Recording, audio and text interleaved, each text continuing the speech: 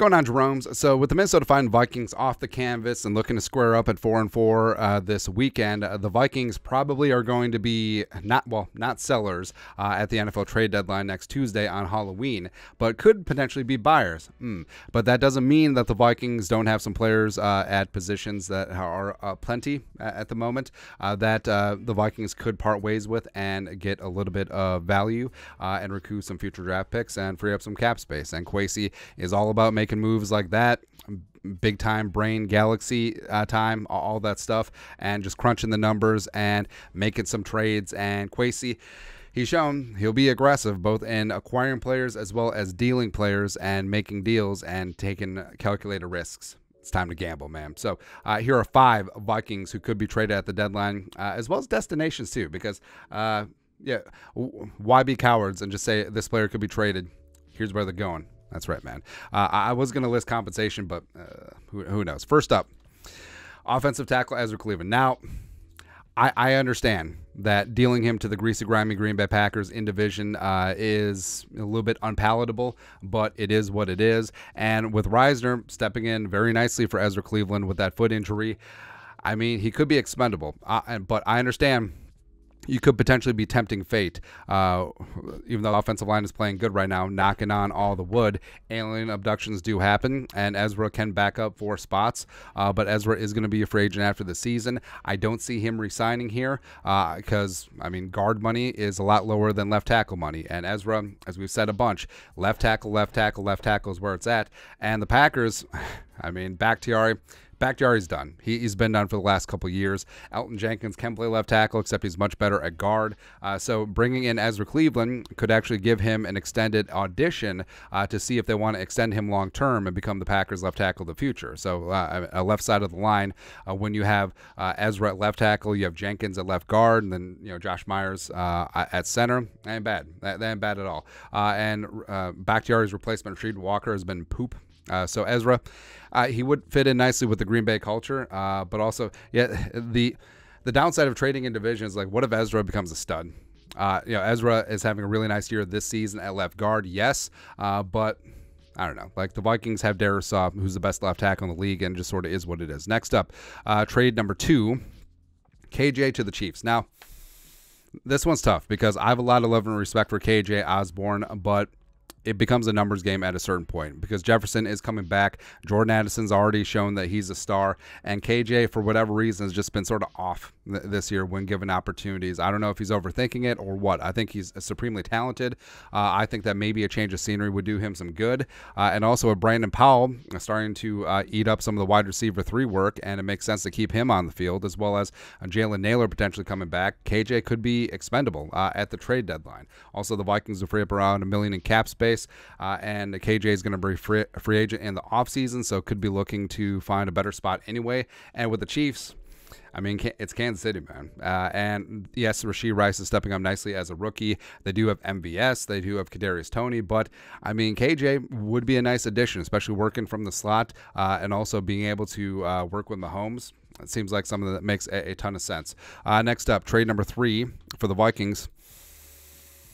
Lewisine to the Eagles. Now, I've been a Lewisine defender, but hear me out. Also, yes, the Eagles traded for Kevin Byard. The Eagles traded for Kevin Byard. But they still have other issues in that secondary, man. And Lewisine, so first-round pick, number 32 overall, blah, blah, blah, blah, Jordan Davis, blah, blah, blah, blah, blah, Kyle Hamilton. I get it. Fully understand it. And the Eagles are banged up in that secondary. Blankenship is still dinged up. Evans is on IR. And, I mean, we of course know that Howie Roseman, absolutely loves him some defensive Georgia players. So this would just be, hey, if he gets another one, that's just, he finally completed like Thanos' glove of getting all of the Bulldog gems from that national title defense.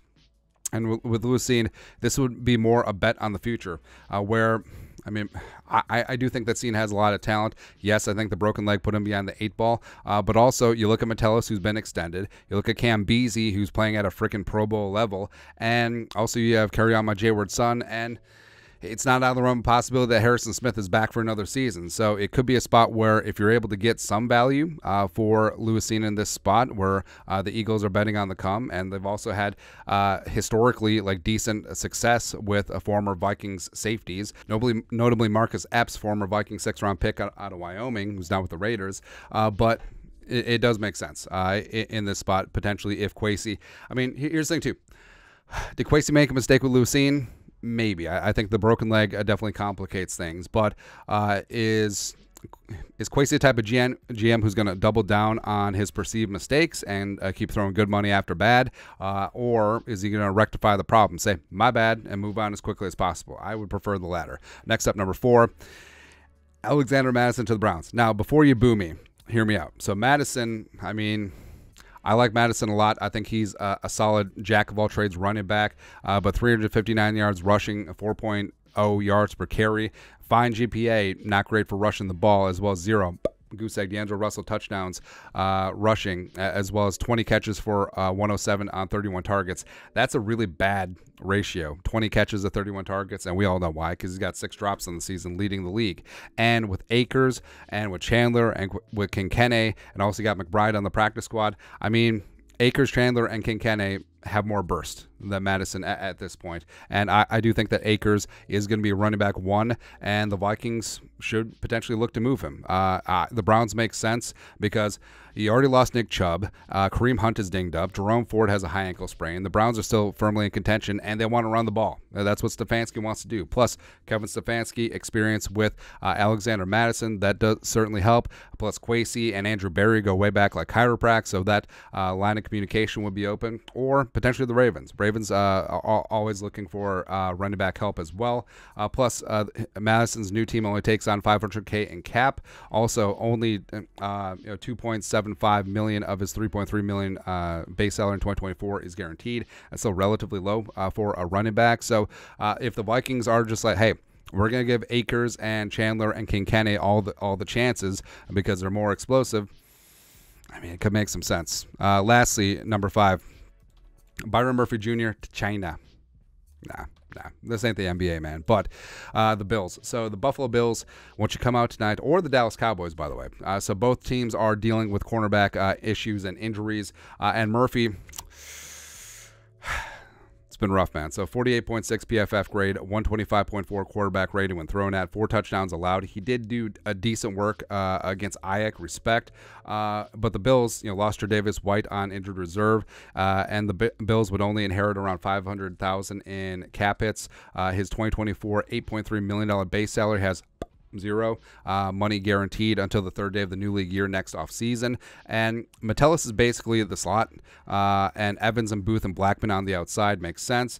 Plus, if you trade for a cornerback, say you bring in a Jalen Johnson, say you make a move for Patrick Surtain II to free up some cap space, as well as potentially get some draft capital back, moving Murphy could make a little bit of sense there. But that's it. That's 5 Vikings who could be traded at the deadline, and where they going? Right. Let us know your thoughts and our thoughts in the comment section below. Subscribe for daily Vikings takes. Want to support the work? Put a little something in the Venmo. But until next time, Skol, production value.